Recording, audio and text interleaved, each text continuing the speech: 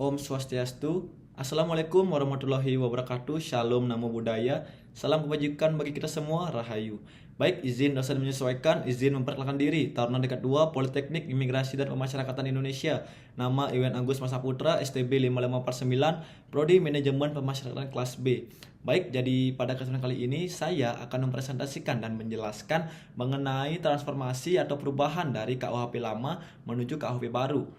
Seperti yang kita ketahui bahwasanya KUHP lama yang sebelumnya diberlakukan di Indonesia yang digunakan untuk mengatur segala jenis perbuatan yang menyangkut tindak pidana merupakan warisan dari pemerintah kolonial Belanda sejak zaman penjajahan.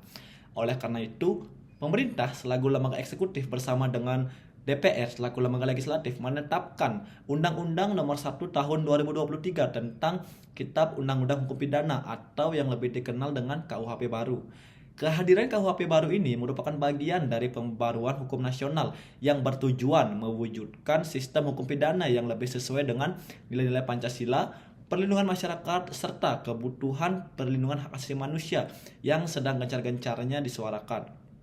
Adapun beberapa perubahan penting dalam KUHP baru dibanding dengan KUHP lama antara lain yang pertama yaitu modernisasi hukum pidana.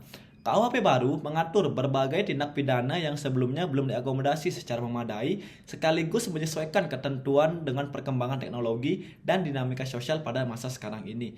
Yang kedua, penguatan konsep keadilan restoratif atau restoratif justice. Bahwasanya di KUHP baru ini dijelaskan bahwasanya tidak semua perkara pidana harus berakhir dengan pidana penjara. Dalam kasus tertentu, penyelesaian dapat lebih mengedepankan pemulihan kerugian korban, perdamaian, dan juga perbaikan hubungan sosial. Lalu yang ketiga, perbuatan jenis pidana. Selain pidana penjara dan denda, KUHP baru juga menguatkan pidana pengawasan, kerja sosial, serta berbagai alternatif pemidanaan lainnya. Tujuannya adalah agar pemidanaan tidak hanya bersifat menghukum tetapi juga membina dan merehabilitasi pelaku. Yang keempat, penegasan terhadap hukum yang hidup dalam masyarakat atau living law. Dalam kasus tertentu, nilai dan nama yang berkembang di masyarakat dapat menjadi pertimbangan dalam penegakan hukum sepanjang tidak bertentangan dengan Pancasila, Undang-Undang Dasar 1945, dan hak asasi manusia.